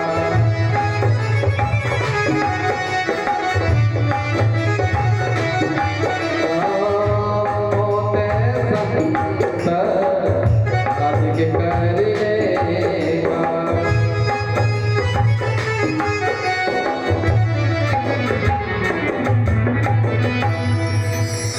ऐसे करके महाराज भक्ति बताई गई है। उसके बाद पूजा, देश काल और दान की महिमा। पूजा के बारे में बताया गया है, फिर देश काल के बारे में।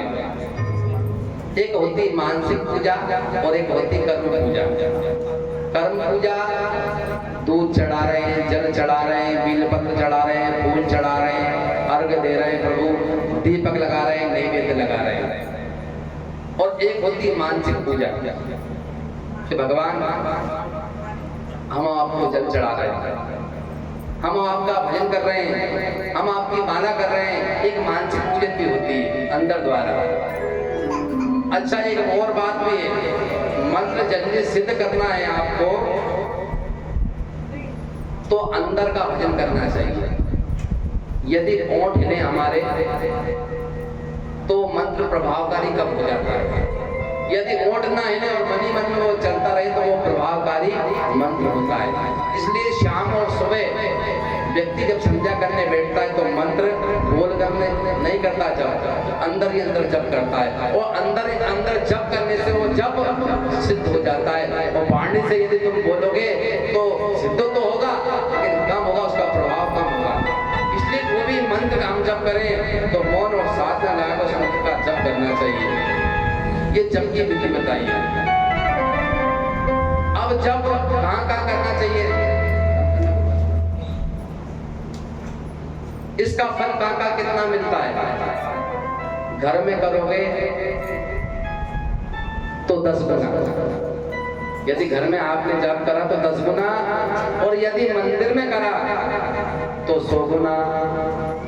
और मंदिर से चलकर आपने किसी बिलपत्र के नीचे करा तो 1000 गुना, और बिलपत्री के बाद यदि आपने किसी जलाशय के किनारे करा, किसी संगम के किनारे करा तो 10,000 गुना, और किसी समुद्र के किनारे करा तो 1,00,000 गुना,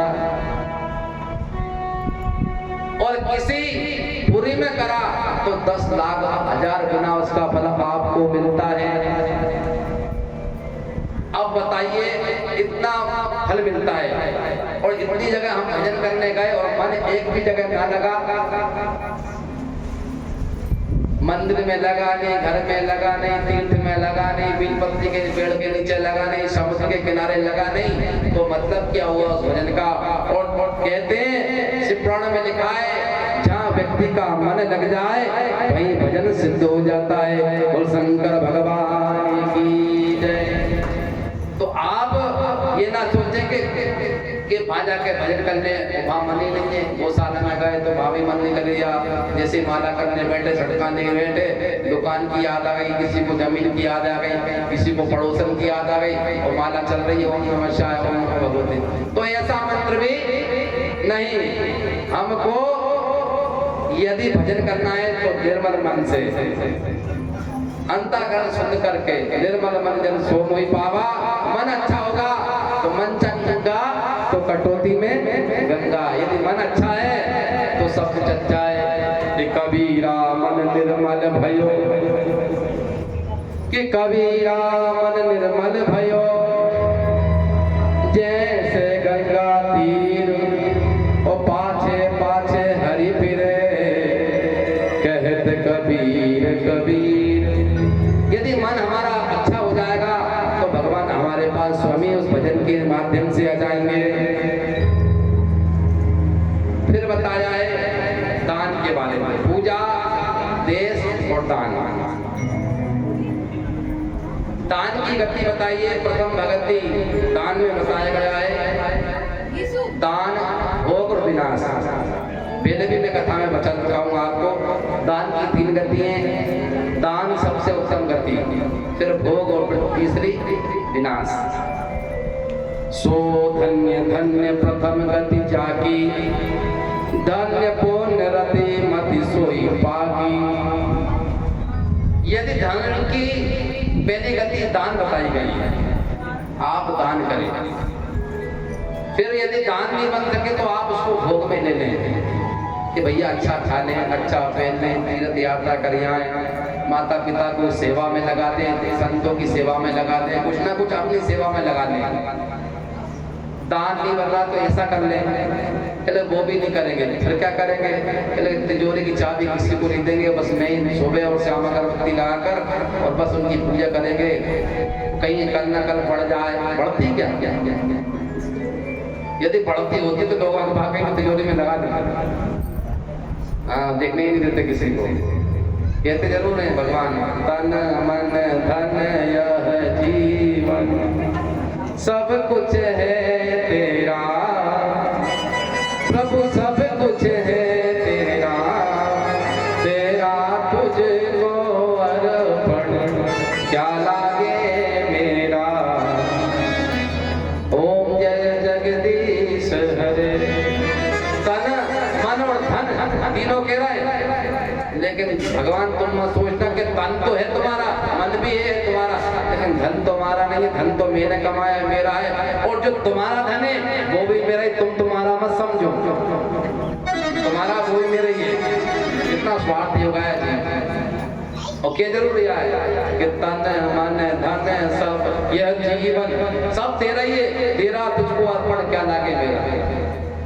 बार बार आरती में गा रहा है, लेकिन मन भर भगवान, मन ले लो, शरीर ले लो, लेकिन धन की कोई बात मत करो। धन बड़ी मुश्किल से कमाया है और तुम ले लोगे तो दिक्कत आ जाएगी। एक व्यक्ति मंदिर में पहुंचा, उसकी नई नई सर्विस लगी। उन्होंने कहा भगवान बीज बली मेरी सर्विस लगवा दो, मैं पहली तनख्वाह आपके श्री चरणों में चढ़ाऊंगा। भगवान ने सुंदर नौकरी दिलवाई, 40,000 रुपये से तनख्वाह मिली, पहली तनख्वाह। मंदिर में गया, मंदिर में जाकर कहने लगा भगवान आप तो देन आ रहे ना, लेना हम कोई है।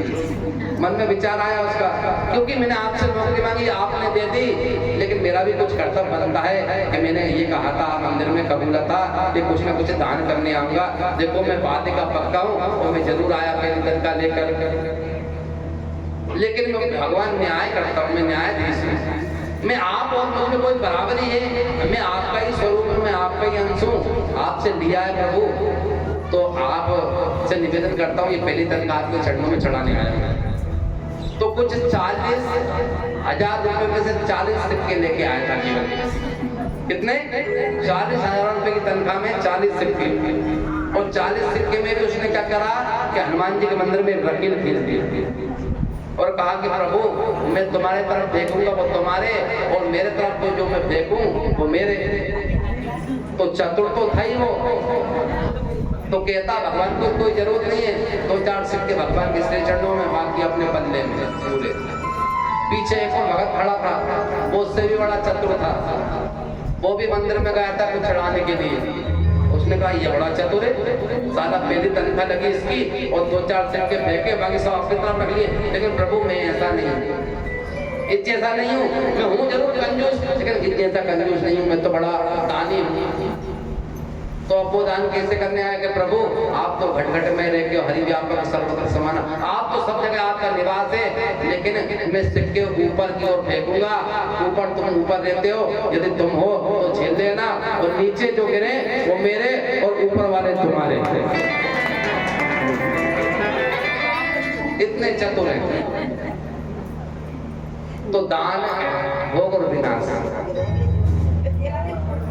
धन्य सो धन्य प्रथम गति जाकी, धन्य पूर्ण रति मति सोई पाकी। तो दान नहीं कर सको तो खुद के उपयोग में ले लो, खुद के उपयोग में नहीं करो तो एक न एक दिन नष्ट होनी है, ना तुम्हारे काम में, ना दूसरे के काम में, ना इस लोक में सुख देने वाली और ना मरने के बाद परलोक में सुख देने वाली। भाई ऊपर से देखते रहोगे हाँ हमारा खेती लड़कों के लिए कमाया, बच्चों के लिए कमाया, खुद कुछ नहीं कर पाया, ना कुछ कर लिया तो काम और भज लिया तो राम, बाकी कुछ भी नहीं है संसार में। एक व्यक्ति गया दान करने की भावना से कथा में, तो उसके मन में ये थी कि सब लोग बोल रहे थे इनके तरफ से 51 रुपए, इनकी तरफ से 101 रुपए, तो उसके मन में भी ऐसा भाव आया कि कथा हो रही, सब दान कर रहे हैं तो ना मैं भी दान कर लिया। लेकिन मन में उसने सोचा कि ये सब तो अपना नाम दिलवा रहे हैं, लेकिन मैं ऐसा नहीं, मैं नाम नहीं बोलूंगा, मैं गुप्त दान करूंगा, और गुप्त दान सबसे बड़ा दान। उसके मन में यही थी कि गुप्त दान सबसे बड़ा दान होता है। तो वो जो बोल रहे थे माइक पे भैया के फलाने साहब ने इतने पैसे दिए, इनने इसने दिए, उसके पास पहुंचा और बुलाया इशारे से भैया दिलाना। तो बोले भैया क्या बात है?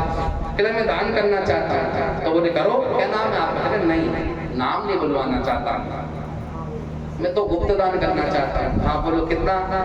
बोले 5,000। ले नाम मत बोलना, हाँ बिल्कुल नहीं बोलूंगा। वो जाकर अपनी सीट पे बैठ जाता है।